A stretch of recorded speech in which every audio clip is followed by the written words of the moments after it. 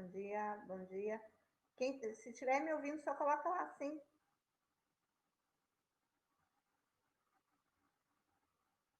Tá sem som? A Júlia tá ouvindo? Quem...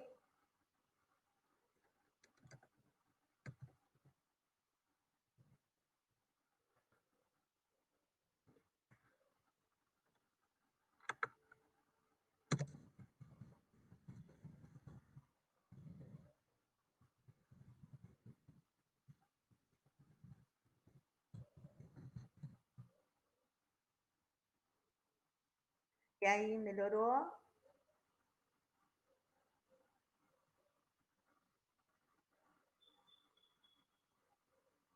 Isso. Vai atualizando. Ó, Júlia tá aí. Ok. Tá bem, Juju? Aê, Isa. Também. A nossa vela dançarina. Um dia você vai me ensinar a dançar daquele jeito. Ah, não descansou nas férias. Ah, sério? Ah, cuidou da bebezinha o tempo todo, né?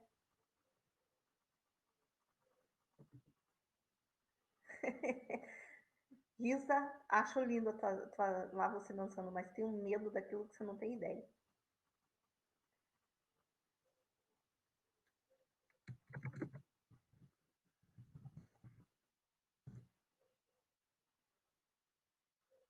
Já o pessoal ia atualizando.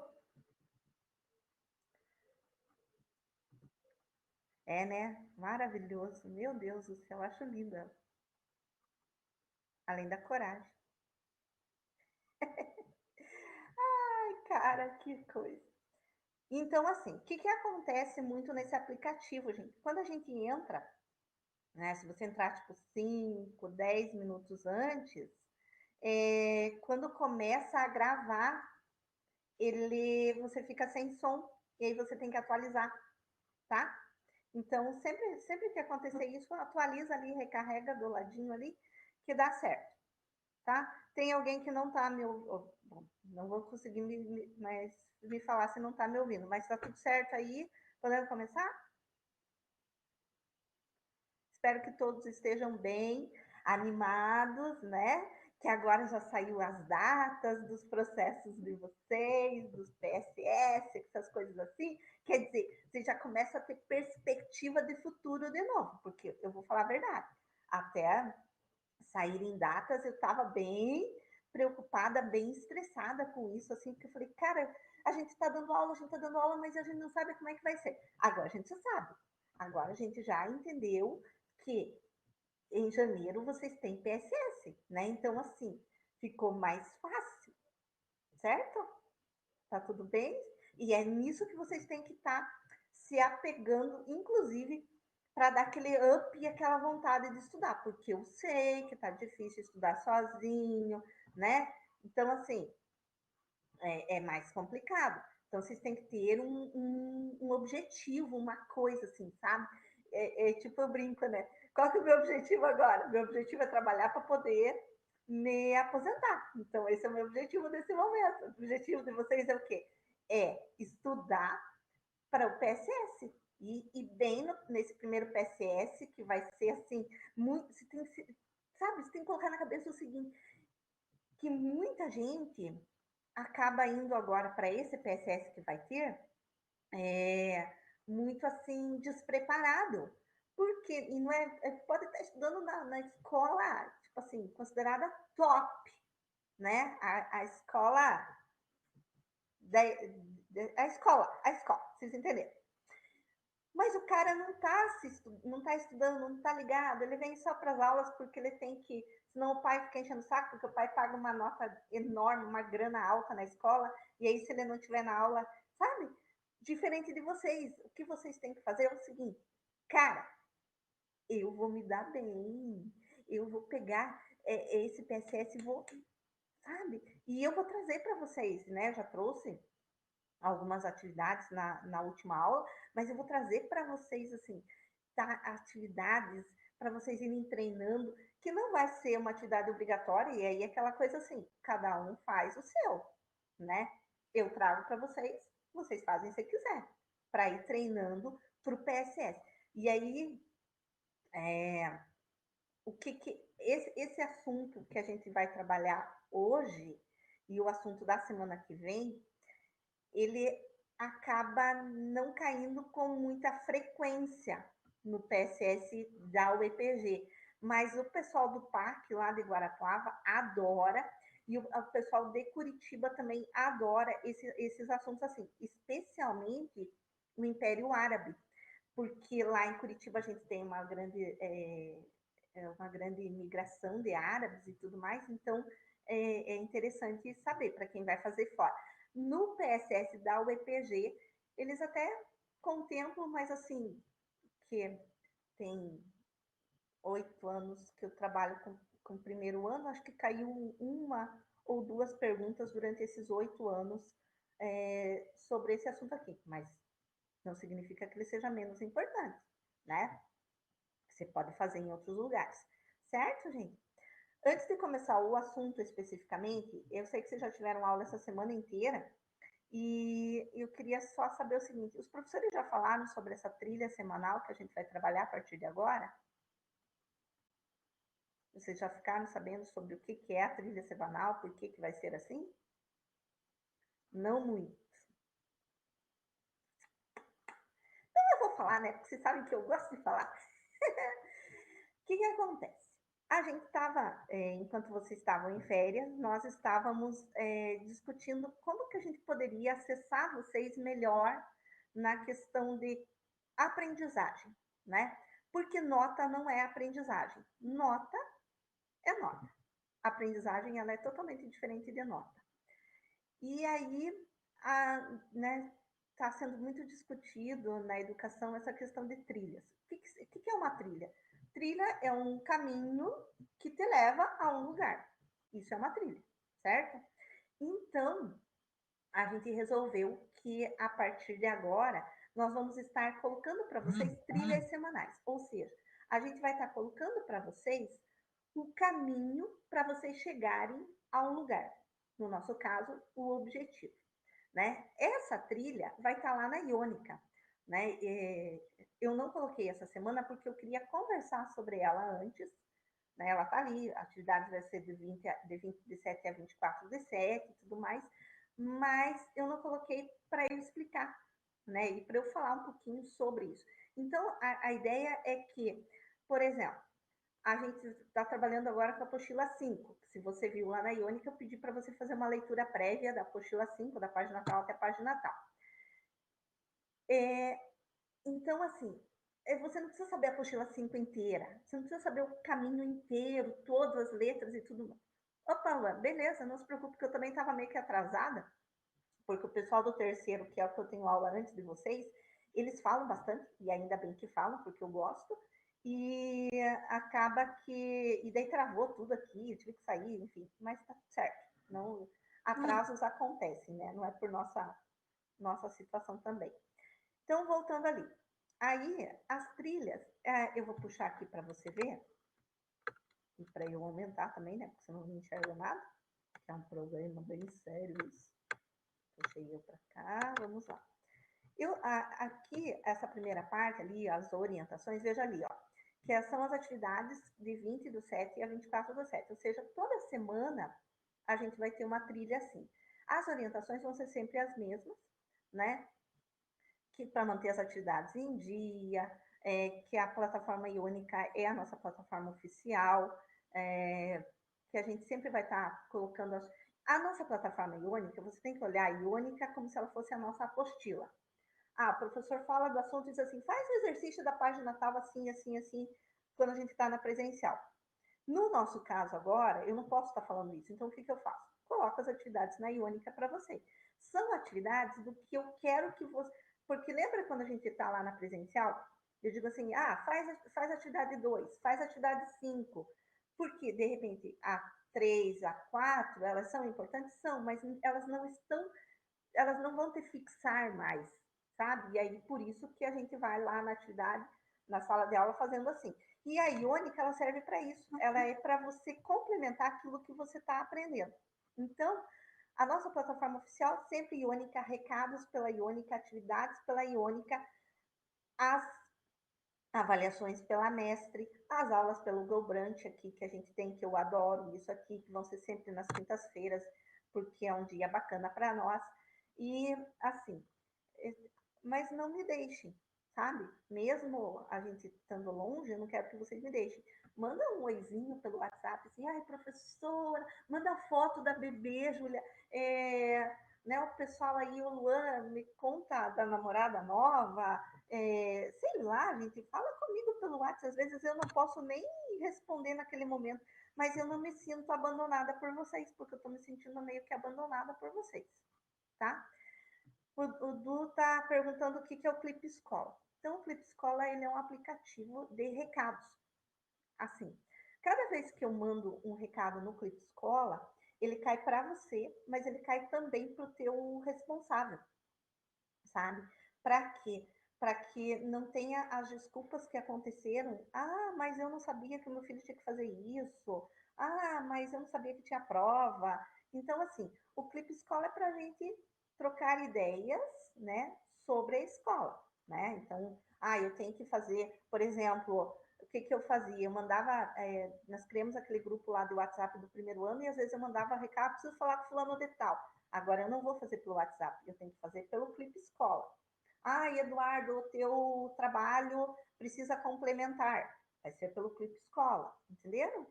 Então, o Clipe Escola, ele é um aplicativo para recados, né? Eu estou aprendendo ainda a usar o Clipe Escola, mas nada que a gente não possa aprender, porque eu já aprendi tanta coisa nessa pandemia, gente, que olha, tá incrível, né? Mas é interessante também, sabe?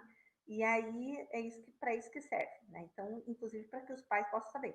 E o Clipe Escola, ele é um aplicativo que ele dá respaldo jurídico, né? Então, pelo WhatsApp, as pessoas podem te xingar, podem falar o que e você, tipo, às vezes o juiz aceita, às vezes não aceita. Pelo Clipe Escola, qualquer comentário que venha, assim, que seja desagradável e a gente acha que possa, de repente, ou o aluno, ou o próprio professor, ou a escola, enfim, pode usar esse Clipe Escola como uma prova jurídica. Então, por isso que ele é importante. Ah, o aluno reprovou, né? Não é o caso, mas vamos imaginar, o aluno reprovou.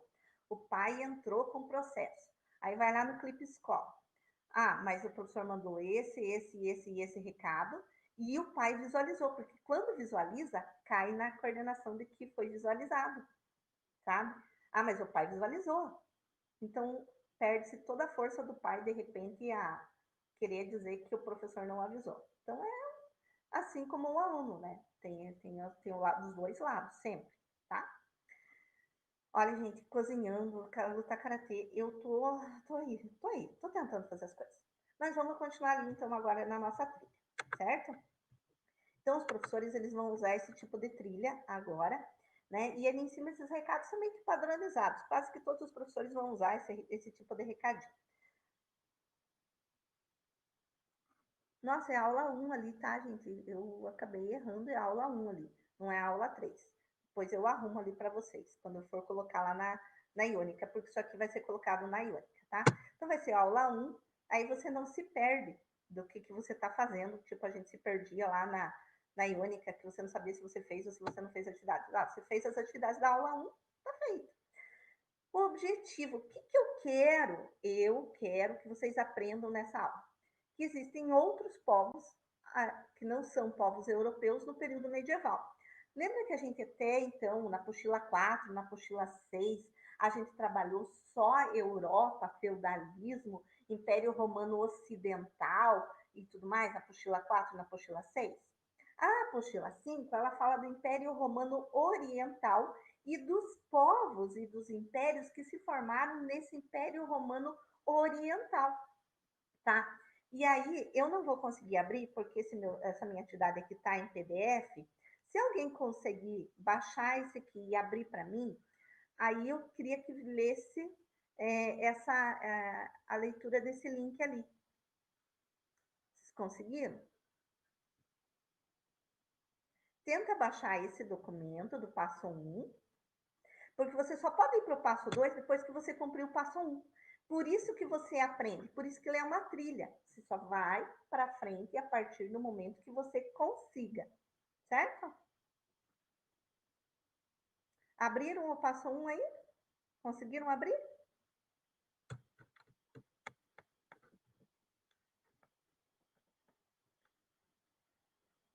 Tá, eu vou tentar aqui,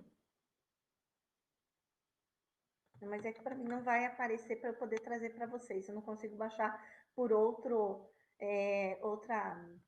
extensão que não seja PDF. Mas o que fala nesse link ali, né? Então ele fala assim, passo 1, ele tem um link. Agora não tem como clicar nesse link porque aqui está em PDF, tá? Tem que baixar ele em Word e depois. Por isso que eu vou jogar lá na Ionica para vocês. Lá na Ionica eu não vou jogar em PDF, eu vou jogar, né, em Word, tá bom? Então lá, é só copiar o link e jogar lá. Mas esse link, passo 1, então, desse link, ele fala assim: após a leitura da notícia do link acima, você já se perguntou quando, quem construiu um monumento tão importante? O que esse link ele vai estar falando para vocês?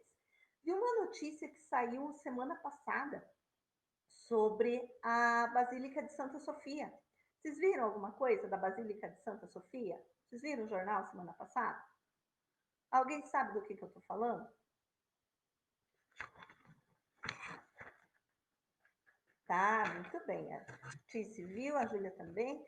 Então, lá, né, na Basílica de Santa Sofia, que tem na tua página, na apostila, na página 9, aqui, ó, deixa eu achar a câmera, aqui, ó, aqui, né?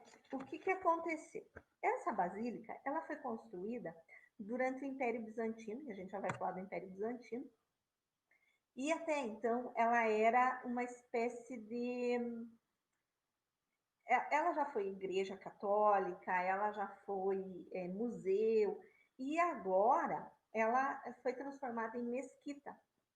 Por que isso é interessante? Porque a gente está falando de que os cristãos perderam um grande monumento, né? E que esse monumento agora ele foi transformado em mesquita para os muçulmanos, sabe?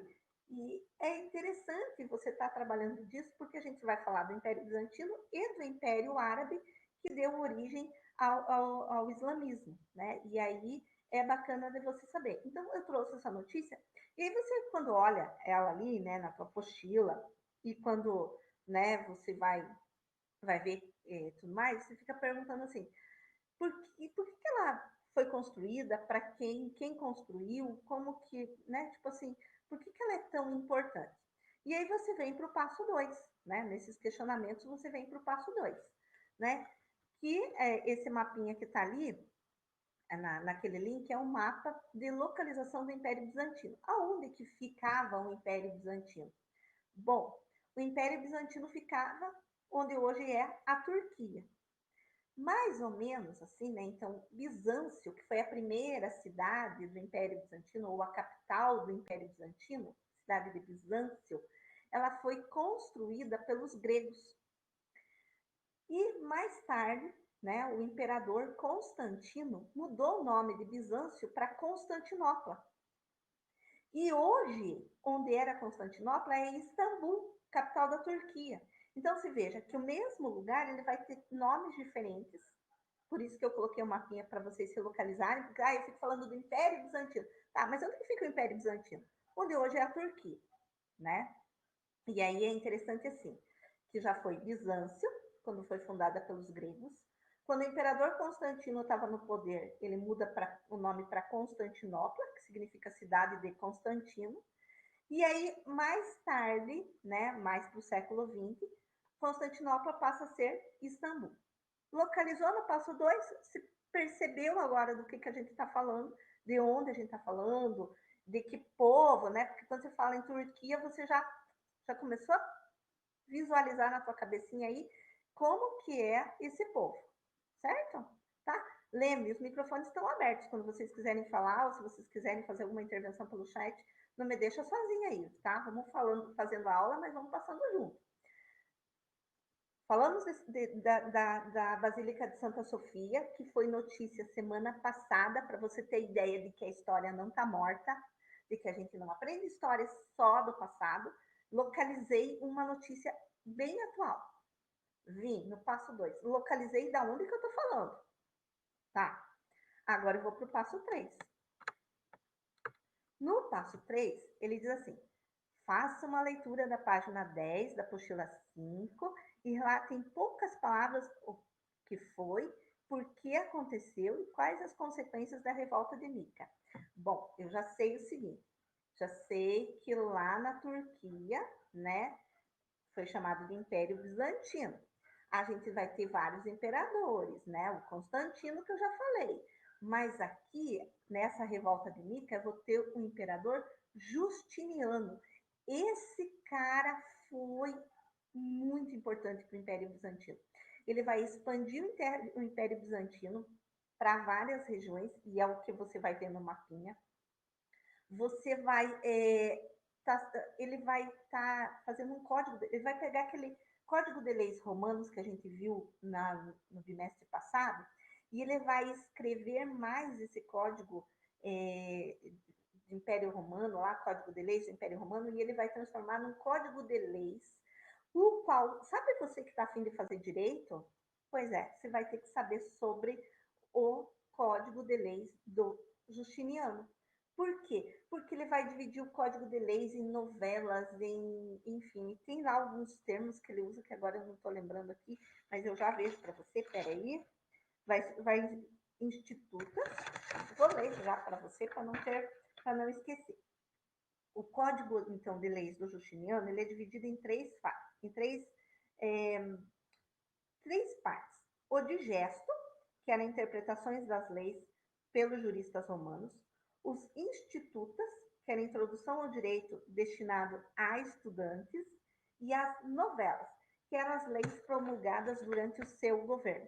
Então, ele pegou aquele código romano, trouxe para cá, e ele dividiu em três partes, né? O digesto, que já era do Império Romano, as novelas, que era código destinado aos estudantes, ou melhor, às institutas, que era o código para os estudantes, e as novelas que ele incluiu as suas próprias leis no Código Romano. E aí, quem faz direito normalmente tem que estudar um pouquinho do Código Romano. Então, vamos lá. Justiniano, expansão territorial, Código de Leis, construção de Santa Sofia, que ele vai fazer também, mas ele vai sofrer uma revolta popular, que é a revolta de Nica. E aí você fica lá, o que foi então a revolta de Nica? Uma divergência entre, só um minutinho aqui que caiu o negócio aqui. Só um minuto. Uma divergência, então, no resultado. Aonde que é Nica? Nica era uma cidade, eles estavam numa corrida de cavalos, num hipódromo, e aí houve uma divergência no resultado dessa corrida. E o povo entrou em conflito. Ah, mas então a revolta de Nica foi uma divergência, foi uma revolta por causa do resultado? Não. O resultado foi a gota d'água para uma revolta popular que já estava a ponto de acontecer pelos privilégios que alguns tinham no governo do Justiniano e outros não. Então, ali eu pergunto, ó, o que foi, por que ela aconteceu e quais as consequências? Então, ela foi realmente essa divergência, mas ela é uma revolta popular, né? Então, por isso... Ah, desculpa, eu não vi lá você falar, Ana, perdão. É que eu fiquei me empolgando aqui com a atividade, tá? Desculpa aí. Então, assim, a gente tem essa divergência com os impostos, o povo estava descontente, e aí ela vai, então, né, levar a revolta de Nica, tá? E essa revolta é uma das coisas que, às vezes, cai em processo seletivo. Então, do Império Bizantino, o que cai? Revolta de Nica. Isso é uma das coisas que é bem possível. Então, por isso eu coloquei como passo 3. Você precisa saber todo o Império Bizantino? Não. Você precisa saber que ele é atual pela Basílica de Santa Sofia, que é uma notícia atual e que, por ser uma notícia atual, eles podem contextualizar no PSS. Por isso que eu estou preocupada com isso, sabe? Como aconteceu isso, eles não podem fazer o seguinte, uma contextualização da notícia e trazer essa notícia para a revolta de Nica. Entendeu? Por que eu trouxe isso para você? Para isso. Então, eu já entendi que ela é atual, eu já entendi aonde que se localiza, eu já entendi que foi uma revolta popular acontecida no governo do Justiniano, que é um imperador do Império Bizantino, e aí eu vou para o passo 4, que esse é, ó, cara, não tem o que fazer, esse tem que saber. No passo 4, eu vou estar falando assim, qual seria a diferença entre a Igreja Católica Romana e a Igreja Católica Ortodoxa? Você sabe que aqui em Ponta Grossa tem as duas igrejas? A Católica Romana e a Católica Ortodoxa? Vai me respondendo aí no chat. Você já viu falar sobre isso? Alguém sabe me dizer onde fica a Igreja Católica Ortodoxa em Ponta Grossa? Aonde que é a Igreja Católica Ortodoxa?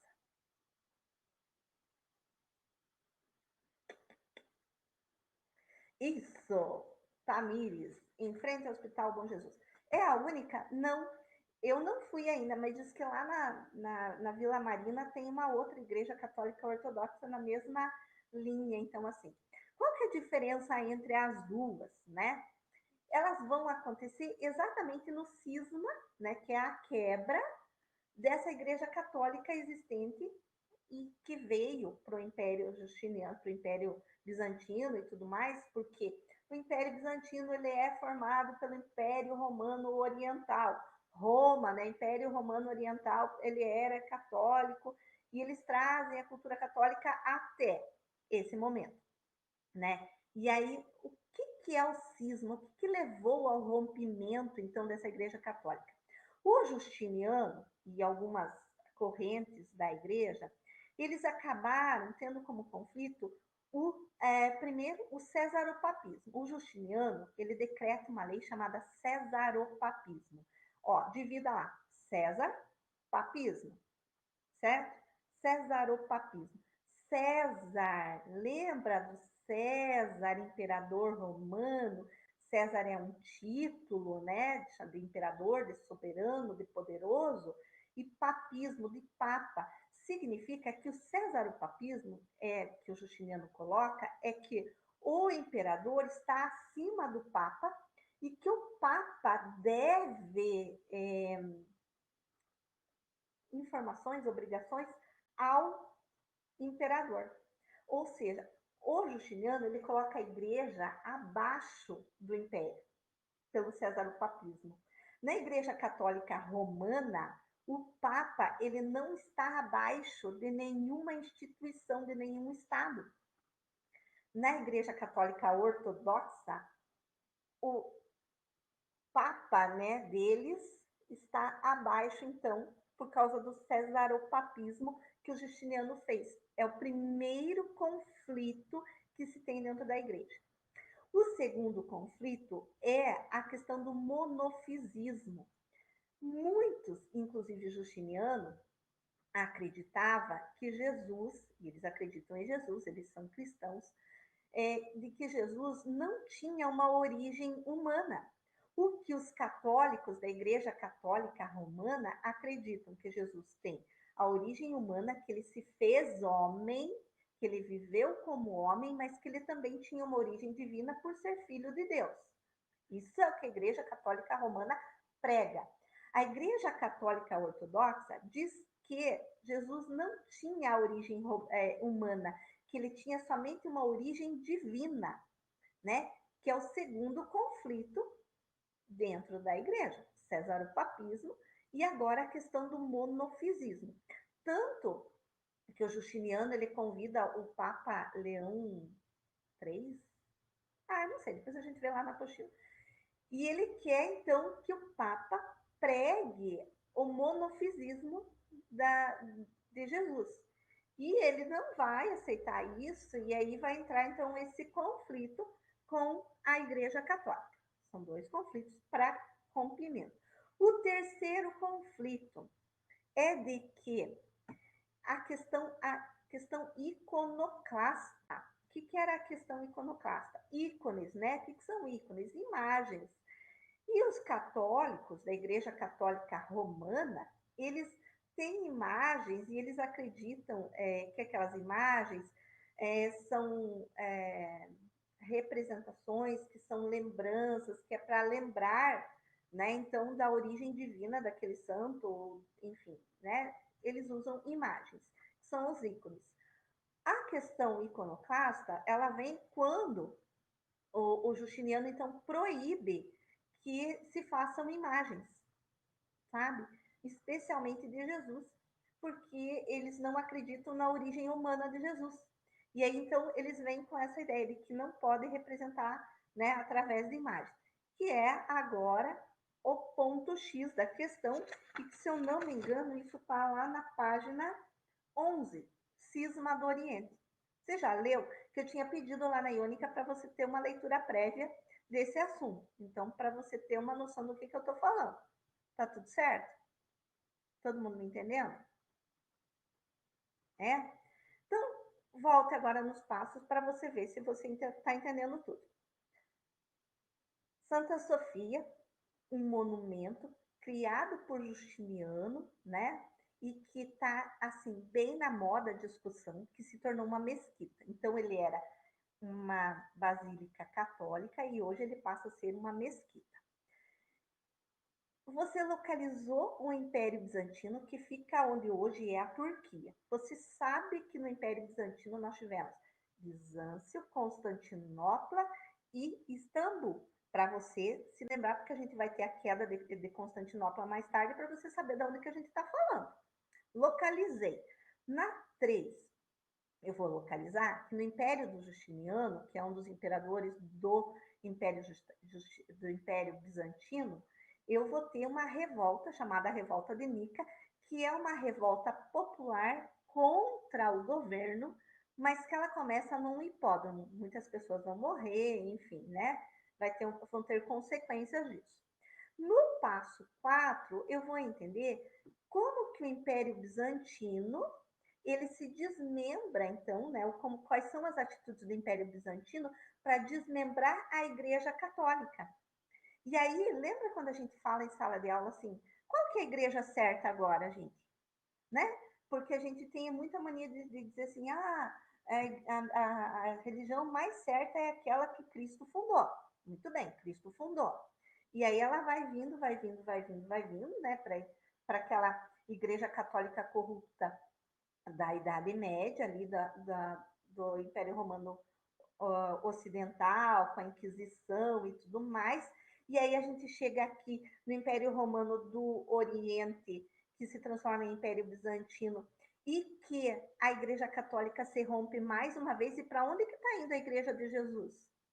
Para você bater no peito e dizer assim, a minha é a certa. Você entendeu? Que a gente não pode ter preconceitos. Então, aqui, né? Daí eu coloquei ali. Então, apoie-se na apostila 5, na página 11, e anote as suas considerações, se você preferir. Eu já entendi o que é o cisma do Oriente, eu já entendi como que se formou a Igreja Católica Romana e como que se formou a Igreja Católica Ortodoxa. Então, não preciso anotar nada? Não anote. Ué, cada um sabe como que aprende. Os passos que eu estou te dando é para você entender como que é o Império Bizantino. O que você precisa saber do Império Bizantino? Isso, gente. A revolta de Nica, o cisma do Oriente, a questão do Justiniano ser expansionista, onde que fica. Ficou difícil o Império Bizantino? Aí você fez ali 1, 2, 3, 4 passos. Você reconheceu lá no objetivo que existem outros povos, fora os povos europeus, no período medieval? Se você reconheceu isso, você entendeu o objetivo dessa aula do Império Bizantino. Aí no passo 5, a gente vem para o Império Árabe. O Império Árabe é onde se forma o islamismo. E eu coloquei assim: o que islamismo, cristianismo e judaísmo têm em comum? são as religiões monoteístas. Mas o nosso foco nesse momento é o islamismo, né? Monoteísmo. Como que surge o islamismo, né? Como que ele vai acontecer? E eu coloquei um texto para você. Origem semita, sem. Quem é sem origem? Porque você já aprendeu no ano passado o antissemitismo pregado por Hitler, né? E agora você vem que o islamismo é de origem semita. Quem é sem? Anota aí, gente. Fala para mim, ou abre o microfone e fala para mim quem é sem. Por que origem semita? Descendente de Noé. Com certeza, Tamir, está certíssima, né? Eu acho que até na aula ainda presencial eu comentei com vocês. Noé tinha 2 filhos, Cã e Sem. Cã quis expor o pai, Sem não deixou. Quando Noé descobriu, ele abençoou Sem e ele amaldiçoou Cã. E todos aqueles, então, que são descendentes de Sem são de origem semita. Hebreus, muçulmanos, são de origem semita. Os hebreus, no caso, cristãos ortodoxos, cristãos católicos romanos. Percebe que a gente está tudo na mesma origem? Isso, quando a gente aprendeu sobre os hebreus, a gente falou sobre os Sem. E aí, a gente está na mesma origem. E os caras ficam brigando e dizendo assim, fulano é melhor do que ciclano. Cara, é isso. Então, o Império Árabe ele é de origem semita por causa da localização geográfica. Onde que fica o Império Árabe? Lá no Oriente Médio, lá no deserto. Então, por causa da localização geográfica, eles não tiveram poder central como o Império Romano do Oriente, que é o Império Bizantino, como lá, no caso, Roma, que foi o Império Romano do Ocidente.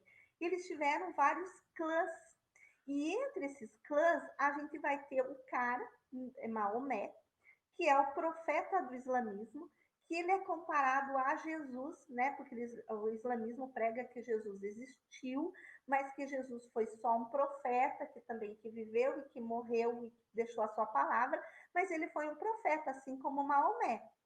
Eles não acreditam que Jesus seja Salvador. Isso é uma questão da Igreja Católica Romana e da Igreja Católica Ortodoxa. É diferente, inclusive, do judaísmo, que acredita também que Jesus existiu, que foi um profeta, mas que não é o Salvador. Os judeus ainda estão esperando o Salvador do mundo. Então, são características monoteístas com a mesma origem, ou seja, a origem de Sem, de Abraão, mas que vem com características diferentes para nós, a partir do momento em que homens estão direcionando essas religiões, né? Por isso que é bem bacana da gente lembrar.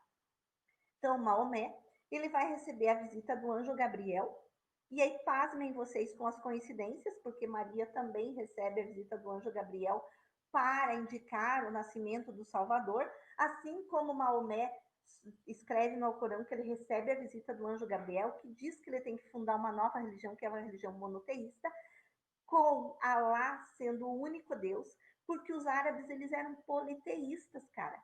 Então lá, e eles já tinham a Meca, já tinham a Caaba, que é aquela caixa preta, onde está a pedra, que é um meteorito que caiu e que eles dizem que era branca, mas que ficou negra por causa dos pecados da humanidade. Então, isso já existia. Então, a visita à Meca já existia desde antes, né?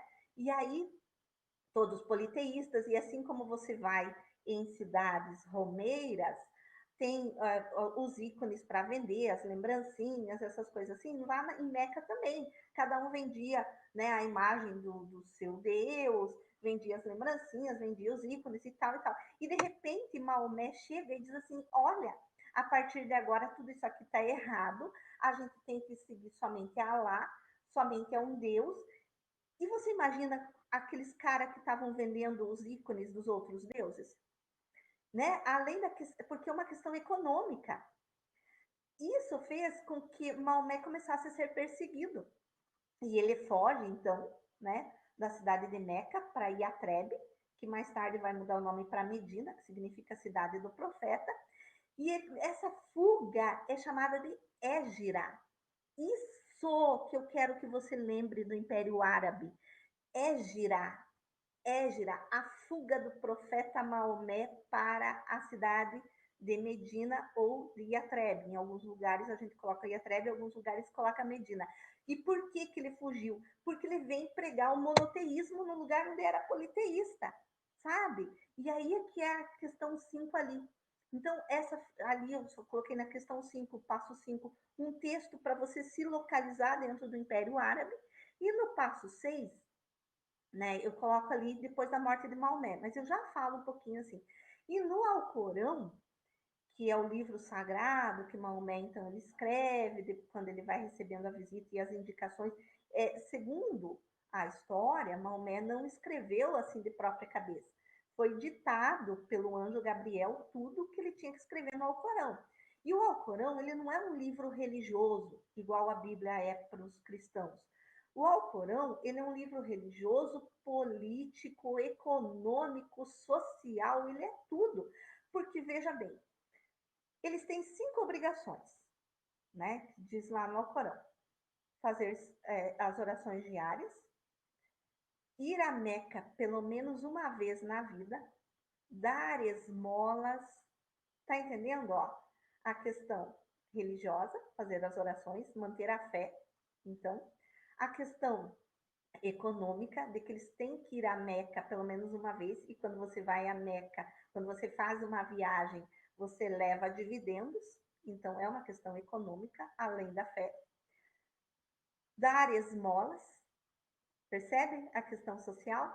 Então, ali ele tem a questão de justiça, né? Porque lá no Alcorão diz que se você. Tudo o que acontece, se você roubar, vai ter sua mão cortada, da questão da virgindade no casamento, está escrito dentro do livro do Alcorão e eles seguem isso, né? Então, assim, o Alcorão ele é além do livro religioso para eles. E aí, e eles seguem muito isso, né? É, a gente é que acaba não tendo muito contato. E lembrando assim, que os muçulmanos, né, que são quem pratica o islamismo, eles não são um grupo localizado numa região. Eles estão espalhados no mundo inteiro, a gente convive com eles. Eles não usam o mesmo calendário que nós, eles usam o calendário lunar, tanto que o ano novo deles começa lá em abril, se não me engano, que é o mês do Ramadã. Eles têm algumas características interessantes do Ramadã, como, por exemplo, eles ficam em jejum durante o dia, fazem sacrifícios, enfim, né? E tudo seguindo pelo Alcorão. Isso que é bacana, assim, da gente estar percebendo desse Império Árabe e do surgimento, então, do islamismo no mundo árabe.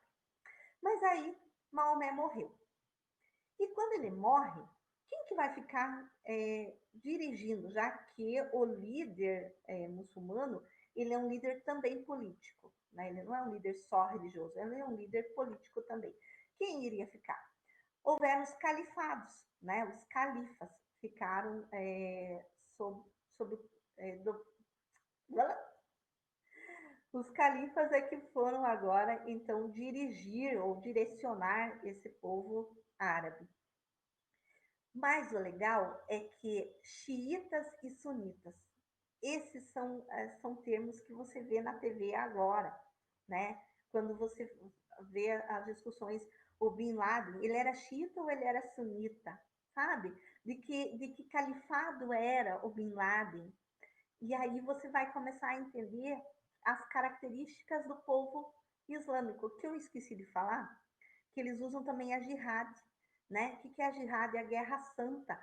Está escrito no Alcorão de que eles têm que levar a palavra de Allah ao mundo, nem que seja à força. E a jihad, ela é usada para isso. Então, quando você vê o terrorista, né, ou o homem bomba, ou seja lá quem for, você está vendo ele baseado na jihad. Ele está levando a palavra de Allah de uma forma que nós não compreendemos, porque nós não temos essa cultura, para o mundo. Ele está chamando atenção. É isso que acontece com esses homens bons, né? E eu não estou justificando, eu só estou explicando essa questão árabe, tentando visualizar o que eles têm. Então lá, e aí eu volto para os xiitas e sunitas. E eu coloquei no passo 6, então assim, após a morte de Maomé, os muçulmanos ficaram sob o domínio de califados divididos em xiitas e sunitas. E daí você apostila 20, da página 20, e anota as diferenças. Depois você vai fazer isso. Quem são xiitas e quem são sunitas? Maomé morreu. Xiitas é o grupo que defende que o califa tem que ser descendente de Maomé, né? Então, descendente consanguíneo de Maomé. Esses são os xiitas. Os sunitas são aqueles que defendem que o califa não precisa ser descendente de Maomé, mas que tem que saber a Suna, que é uma parte do Alcorão. Então, essa é a diferença entre xiitas e sunitas. E essa é a diferença que acontece no mundo árabe até hoje, na divisão de poderes lá, xiitas e sunitas. Aí vem os califados. E aí você tem o califado do Abássida, o califado de Córdoba, o califado. Esqueci o nome do outro, ó. Mas que é a divisão. Começa com o califado sunita, depois assassinam aquele cara, sobe um califado xiita, depois vai lá, e daí vai surgir vários califados, onde a gente surge essa questão de islamismo no mundo. E aí tem os radicais, né, com a questão do Estado Islâmico terrorista, enfim. Mas é isso que você tem que saber nesse momento, tá? E esses passos que eu trouxe para você, espero que tenha ficado claro na tua cabecinha, para ficar fácil para você. Você vai lá na apostila depois, você vai ler e vem vendo nos passos. Eu saquei, eu aprendi. Para isso serve a nossa trilha, que elas vão acontecer semanalmente agora. Então, eu vou estar colocando na Iônica e vou estar conversando com vocês sobre essas trilhas para ver se vocês entenderam as aulas e a gente tentar mudar a nossa forma ou tentar melhorar a nossa forma de compreensão dos conteúdos. Você acredita que está no finalzinho da aula? Tem 3 minutos para aula? O que vocês querem? Vocês têm 3 minutos para falar comigo, cara. Vamos lá. Ficou bom? Não ficou bom? Entenderam? Não? O que eu não entendi? O que ficou difícil? Fofocar. Essa Júlia.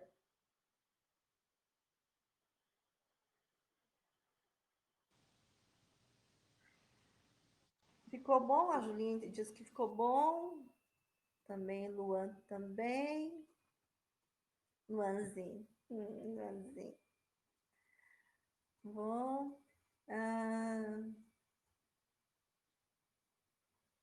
Que perdeu, o que eu perdi antes? Você pegou qual parte das trilhas?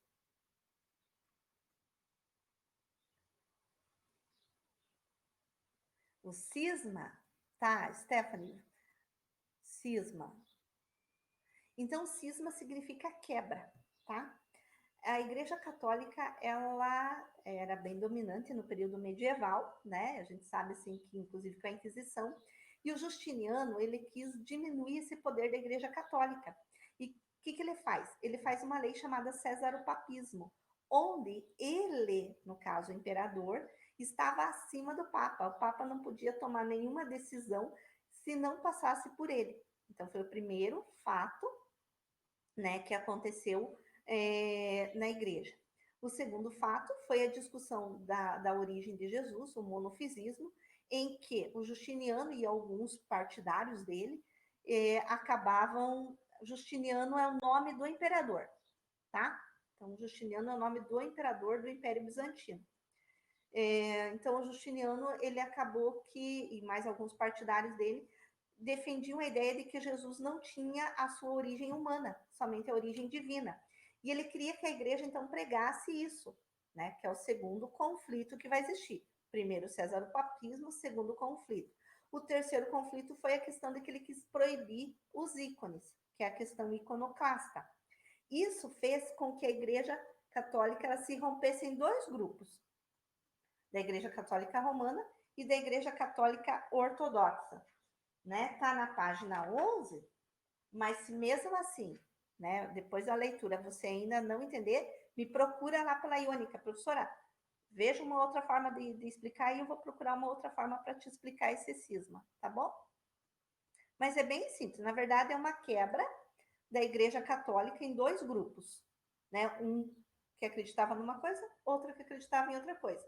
E essa quebra ela aconteceu por esses três fatos: o cesaropopismo, o monofisismo e a questão iconoclasta, tá? Isso. Até semana que vem. Quem já tá tudo certo pode ir saindo. Nossa, agora que eu enxerguei ali, tem a foto da Raíssa. Que chique. Tem algum... É que eu coloco algumas coisas na minha tela, eu não enxergo todos vocês. Beijo, gente. Até semana que vem. Beijo, beijo.